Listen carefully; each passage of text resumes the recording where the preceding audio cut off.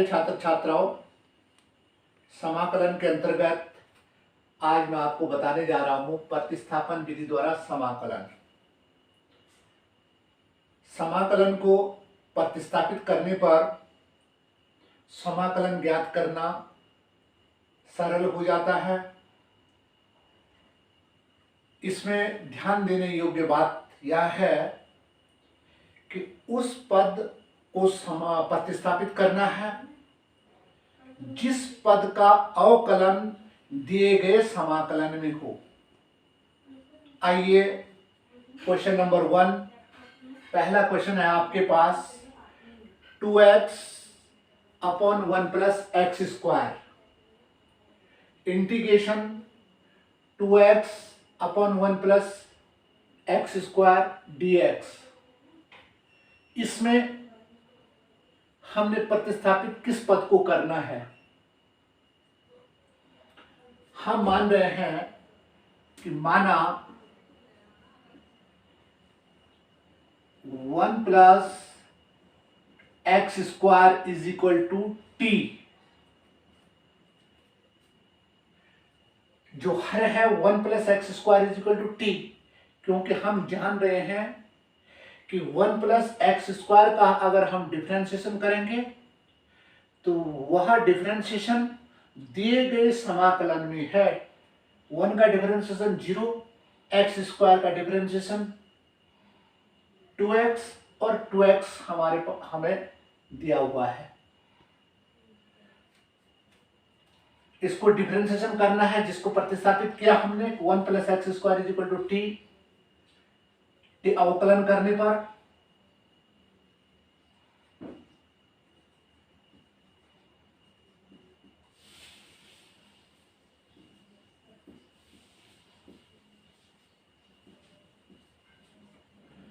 1 का 0 हो गया अवकलन, plus 2x dx is equal to dt। तो 2x dx is equal to dt हो गया। अब इसमें मान प्रतिस्थापित कर दीजिएगा। इसलिए जो ये दिया गया समाकलन है ये हो जाएगा dt अपॉन टी, अर्थात 1 अपॉन टी dt। टी हमने 1 प्लस एक्स स्क्वायर की जगह में टी लिख दिया और 2x dx की जगह में dt लिख लिया। आप जानते हैं कि 1 अपॉन एक्स का समाकलन log x होता है। तो यहां पर प्रतिस्थापित किया हमने t के पदों में, तो 1 अपॉन टी का समाकलन log t होगा। क्या आ जाएगा? log t plus c। t का मान रख लेंगे, तो आ गया log t की जगह में 1 plus x square plus c। It is your required solution.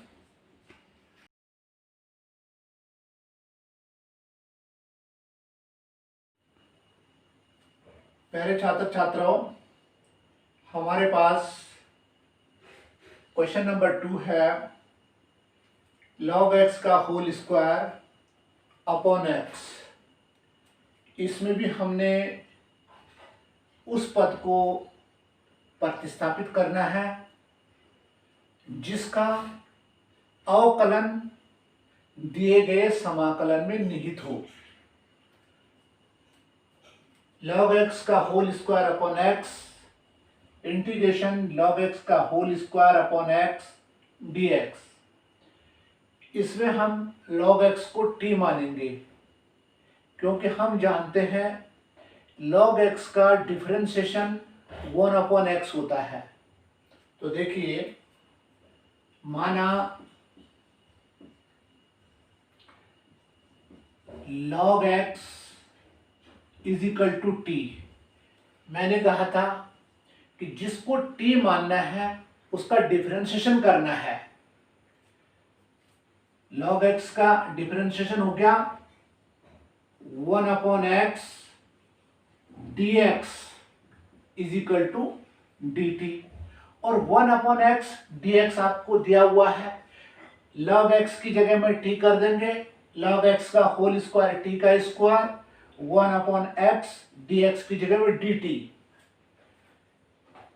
इसलिए जो दिया गया समाकलन है वो प्रतिस्थापन विधि के द्वारा हो जाएगा t square dt, t square dt। मैंने आपको पहले समाकलनों के जो फॉर्मूले बताए कि x to the power n का समाकलन इंटीग्रेशन ये होता है x की पावर n+1/n+1।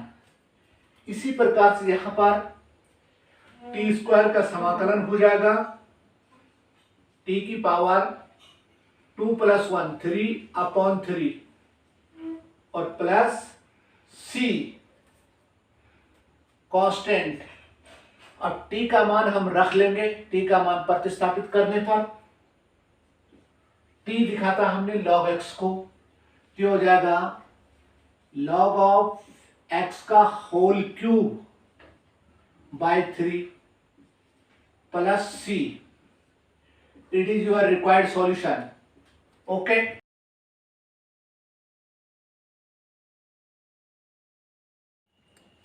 आइए क्वेश्चन नंबर 3। क्वेश्चन नंबर 3 है आपके पास 1/x + x log x। ये हो गया integration 1/x + x log x dx।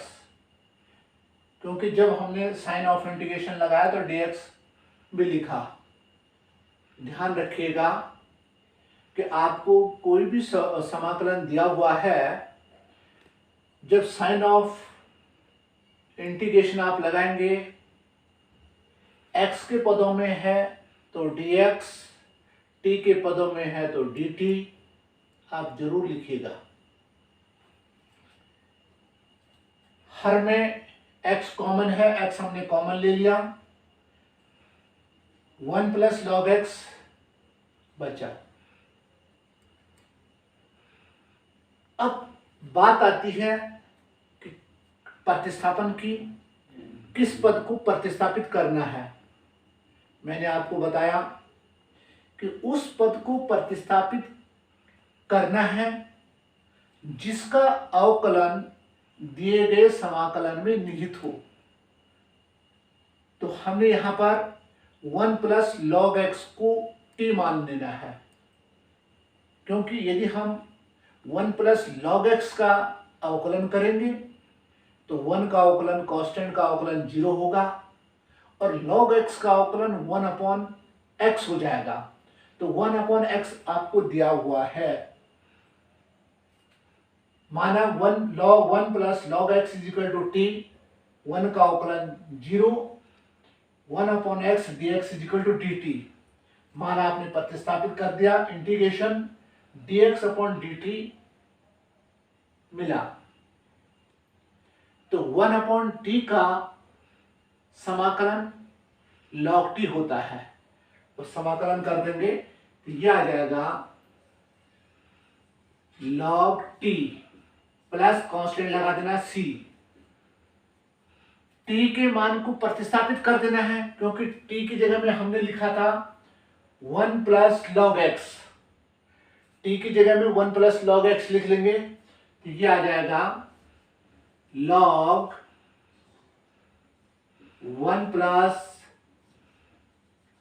log x plus c। It is your required solution।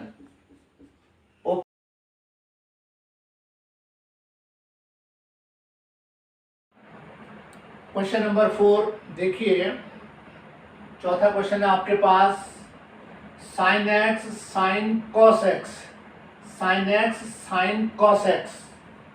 इसका इंटीग्रेशन किस प्रकार से करना, अवकलन किस प्रकार से करना है और किसको हमने प्रतिस्थापित करना है।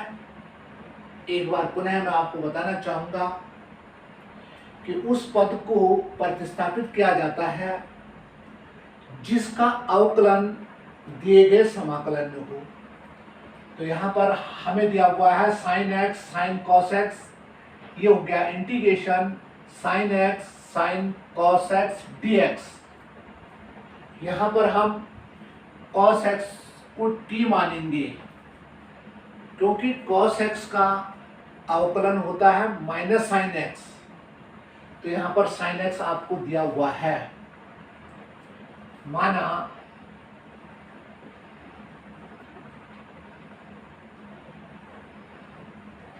cos x is equal to t।